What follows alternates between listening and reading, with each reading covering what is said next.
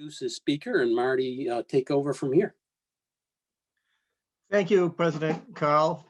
And I'd like to introduce to my fellow Rotarians, John Potter. John is the executive director of the nonprofit Latchis Arts Incorporated and the for-profit Latchis Corporation, the two companies that own, operate, and sustain the Latchis Theater Hotel in downtown Brattleboro. John has held these positions for over 6 years. Prior to that, he spent more than 20 years in journalism, including 16 years at our very own Brattleboro Reformer. He served as a sports editor and the arts editor at the Reformer. He lives in West Brattleboro with his wife and 2 daughters. I'd like to remind our members that John has been very generous to our club with great silent auction items from the Latchis Hotel for the golf tournament. So without further ado, welcome, John. Thank you very much, Bill, and thank you to all of you. Good afternoon. I appreciate the chance to speak with you. I want to apologize up front for the strange lighting. I've been rearranging my Zoom room and haven't figured out how to light myself, but just consider it, since I'm a movie guy, a sort of film noir version of my talk, and hopefully that will be good enough. I was asked to speak about the Latchis' pandemic response and its future, and I'm really pleased and honored to have a chance to do that. A quick little bit of background on the Latchis, again with apologies for those who have heard it before. 2 companies own and operate the historic Latchis Memorial Building, which turned 82 years old on September 23rd. I think we're looking pretty good for 82. The nonprofit Latchis Arts is the parent company. In 2003, they bought, when they were known as Brattleboro Arts Initiative, 100% of the shares of the for-profit Latchis Corporation. So we have a situation where a not-for-profit owns a for-profit corporation, and together they own, operate, sustain, and take care of and shepherd this important building for our community. The for-profit's purpose is to run our hotel and the commercial movie theater, plus the 15 or so rental spaces, leased office and retail spaces. The nonprofit's mission is the fun stuff, making all the events happen in our theater and building the community relationships that make those things happen, in addition to conducting campaigns for capital improvements and the general stewardship of the building. That's us in a nutshell. I'm going to take us back to about mid-February. And that's when the first jolt of the pandemic really struck me, although it was still at that point a distant storm cloud.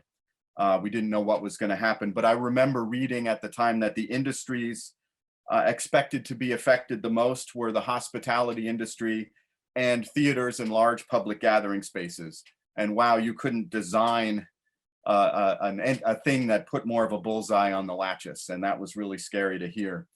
Even though we started discussing and planning and wondering what was going to happen, I think we can all remember the speed with which the pandemic just rolled in. Our response to it was pretty breathtaking. We were still holding large public events in our theater on March 7th and 8th with the NECA Circus. And a week later, we were closing down, and we had made the decision to close our theater on March 16th before the governor decreed that we do so. And so that's when we shut down. The effects were devastating. Our April, May, and June income was off 95% from what we typically would do in those months. Our theater was closed. Our hotel was open. We were housing just a few guests who were in the area as essential workers or visiting healthcare workers. But essentially, we were shut down, although I prefer to look at it as we were at that time and at all times fulfilling our obligations to our community by being closed down for public safety. Our immediate pandemic response was to lay off nearly all our staff and trim as many expenses as we could. But being stewards of a historic, wonderful building means that we can't trim expenses to offset a 95% loss of income. It was very difficult circumstances. I'd like to talk about our response, though, in different terms, not merely economic. I'm a movie guy, and so I think of this movie analogy. I don't know how many of you know the movie Apollo 13.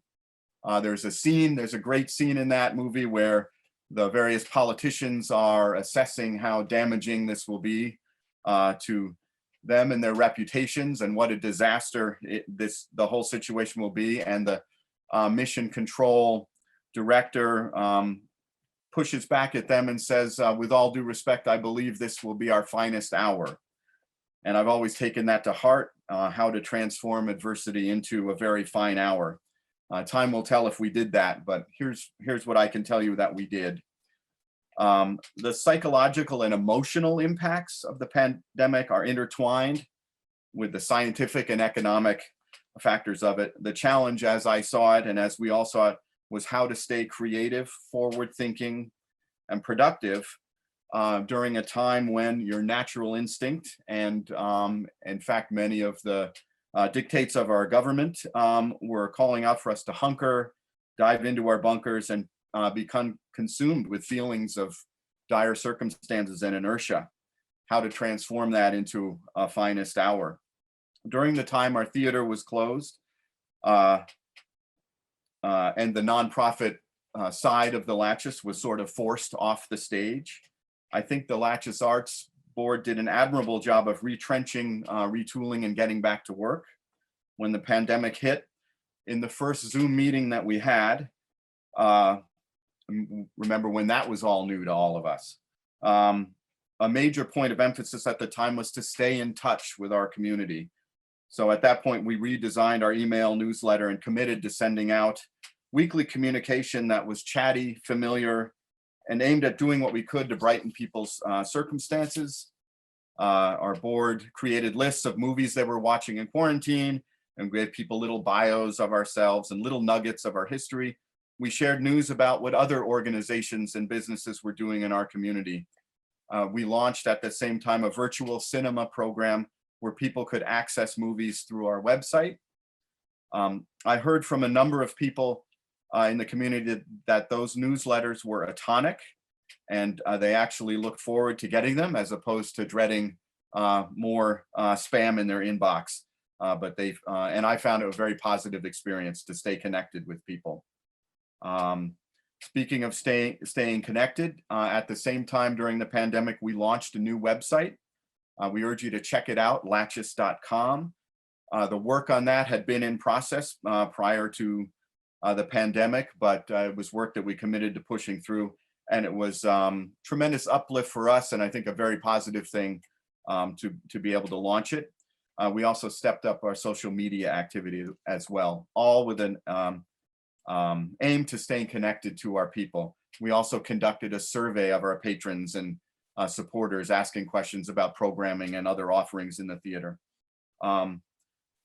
During this time, at the same time, we also had a major turnover on our Latchis Arts board, and we reorganized under new leadership of Angela Snow and created committees to do our work. So we were staying busy and productive and going through a major reorganization at the time. Latchis Arts also spearheaded at the time a renovation of our theater lobby with a new paint job and other changes aimed at creating a more dramatic space and also bringing it further back to what it originally was when it opened in 1938. I urge you to stop by and see it if you're not comfortable doing that when we're open for business. I'm happy to provide a private viewing of our new theater lobby and anything else that you'd like to see. We appreciate anyone coming to us whenever they can. Latchis Arts also conducted a fundraising campaign, which achieved 3 times the usual income of our typical spring and summer appeal.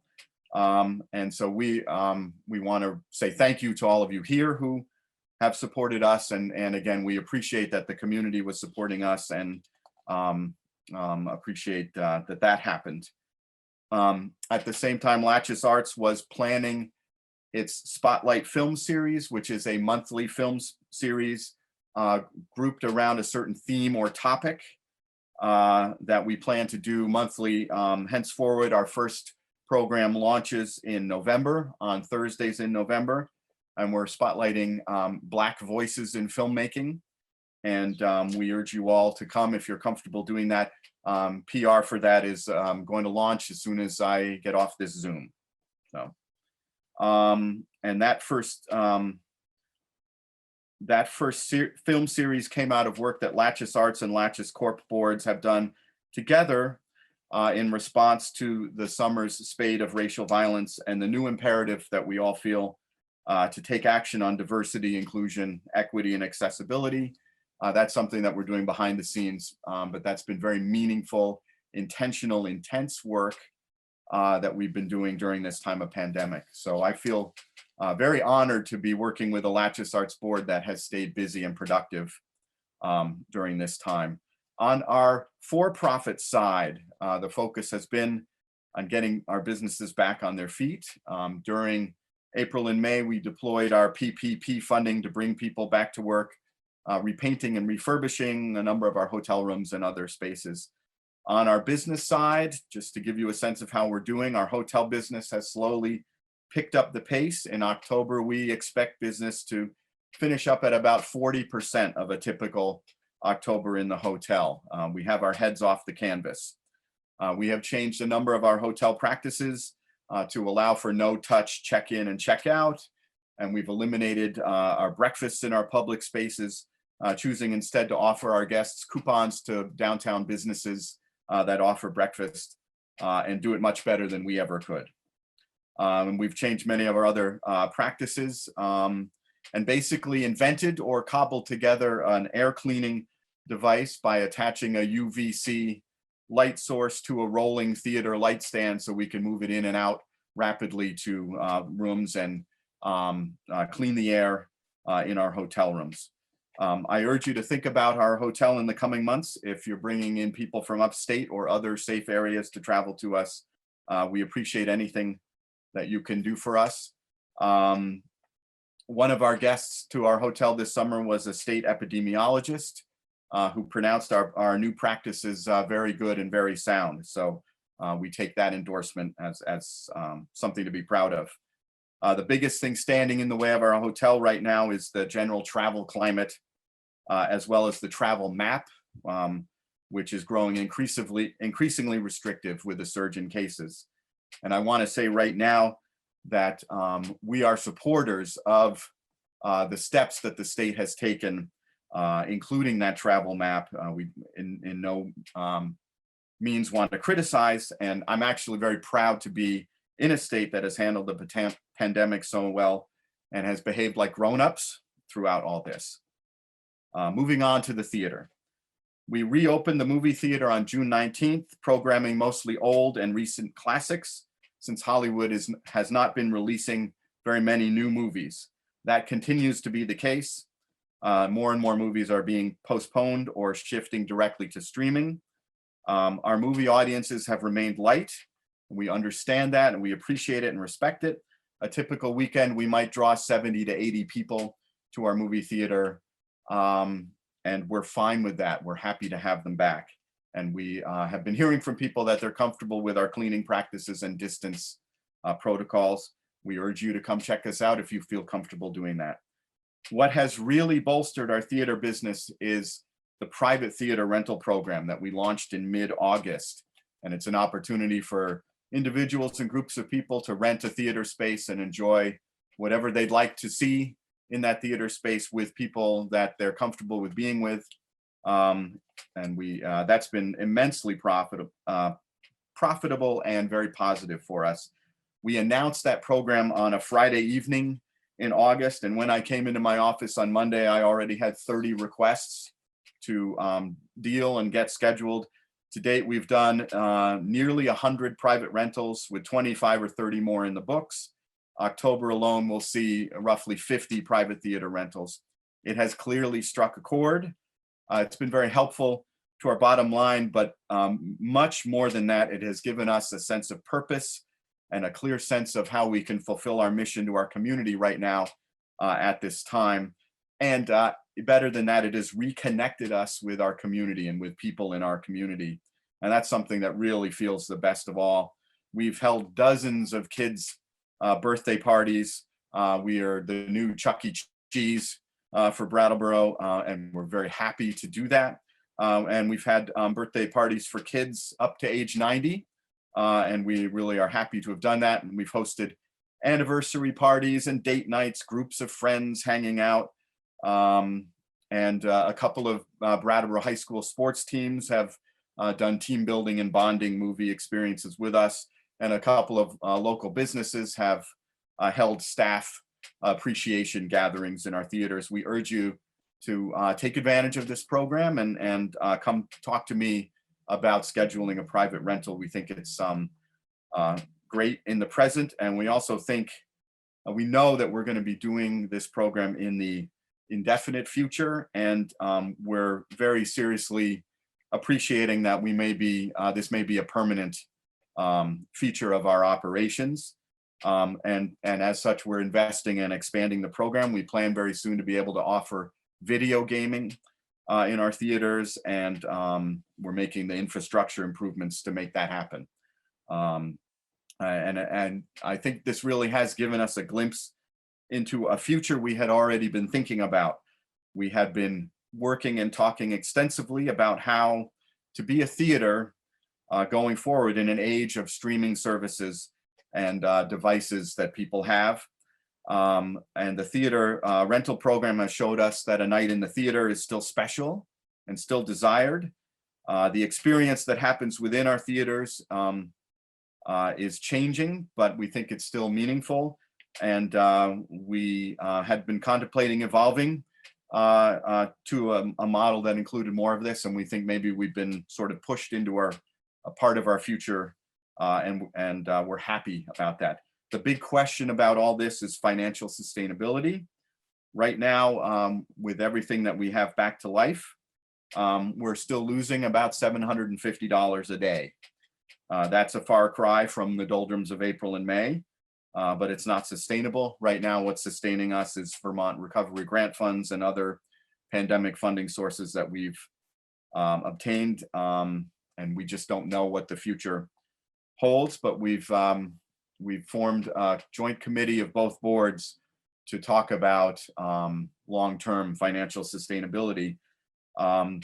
We really have been forced to embrace and stare at some very big questions, existential questions as never before. Is our downtown hotel viable in the long term? And if not, what is? What is the future of our theater space? And can we come up with a business model that allows us to stay in business and honor our mission to be stewards of this wonderful Latchis building? I think all of that has happened and in some ways been accelerated during the pandemic, while at the same time we've just been working very hard every day to keep, and my uncle always used an expression, keep pushing the peanut, which I always like. That's what he always said to encourage me. John, just keep pushing the peanut. And that's what we're doing. We're pushing the peanut. Is this our finest hour? That remains to be seen, but I think it's a pretty good one at the Latchis. And with that, I'll be happy to take questions. Thank you, John. Thank you.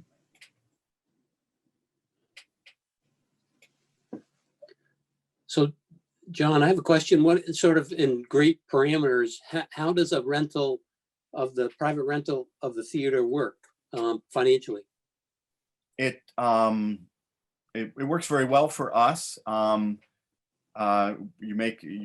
person would get in touch with me and we would find a time on the schedule that works for everyone. Our rentals range from $50 for a very small theater to $125 for the main theater. We find that to be very popular. So financially, the reason why it works is that we don't have to send 2/3 of every ticket price back to Hollywood, which we do when you buy a commercial movie ticket. So right now with the movie traffic we're getting, theater rentals are much more financially profitable for us than selling movie tickets. We like to have a mix right now, but that's working right now. What the long-term picture is, we don't know. But that's how it works right now. Please get in touch with me if you're interested. And just thinking out loud here, because the large theater is so big, our membership's been hesitant to have any face-to-face meetings, but it's so big, we could probably do 12-foot spacing, if not 30. If we got up the courage to do something like that, would we be able to brown bag a luncheon for to have our meeting in there for that kind of arrangement? Or maybe we could just talk about it on offline, but yeah, that might absolutely. be fun. We'd be thrilled to. We respect where everyone is about being in public spaces and being distant, but you can imagine, our average audience in the main theater is 10 to 15 to 20, and you can imagine feeling pretty comfortable being able to distance in a space that big with that many people. I see a few more people than that on this call, but we'd be happy to consider that with you. Thrilled. So I would ask members to think about the comfort on it. John, maybe you got a question? Yes, thanks, President Carl. Jonathan, are there licensing issues that are new or varied from what you've done traditionally with your rentals and other use of the space now? There aren't any licensing issues. We're privately contracting the service of renting the theater to people. And in terms of agreements with the studios about regular movies that we're showing right now, those agreements are very financially favorable to us. So that's how we're able to function with commercial movies as well. So. John, you have any access to old Warren Miller movies since we're coming into ski season? We can investigate. We're spending a lot more time doing detective work, tracking down movies that people might want to see, and we'd be happy to consider a rental of the space and look into what it would take to bring those movies in.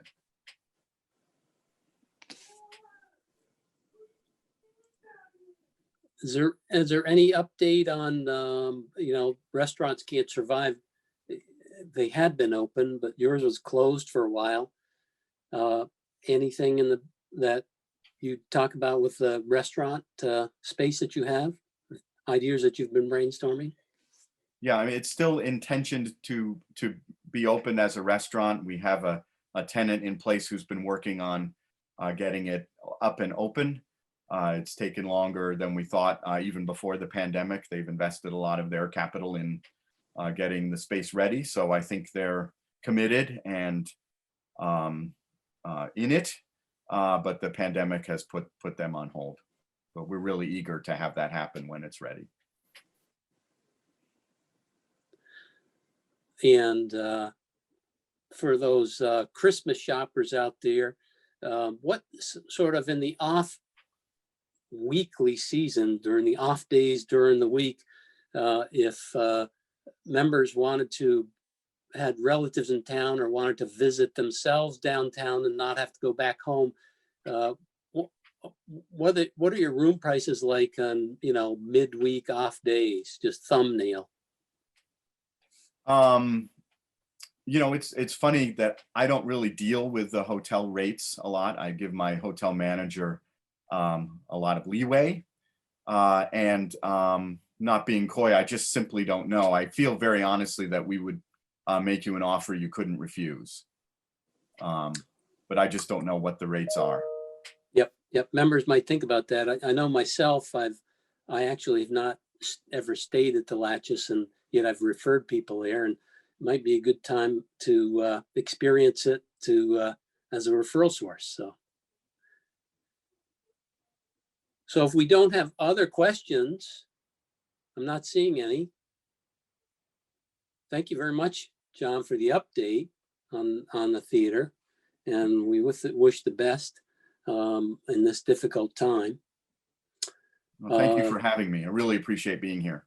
Yes. Well, we could arrange for you to be here every week if you would like. We'd love to have you as a member.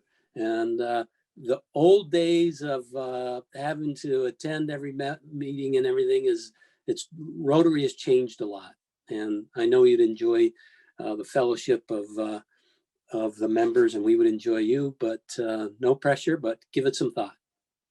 I appreciate it. It's fair that we both make sales pitches in this meeting. So, Right. thank you. Thank you. Okay. Yep. Oh, wait, Matt, we have a comment here. Oh, yes, Carla. Thank you. Okay, great. Thanks, everyone. And we'll call the meeting to close, and we'll talk to you next week. Phil's going to run meeting next week, and have a good week.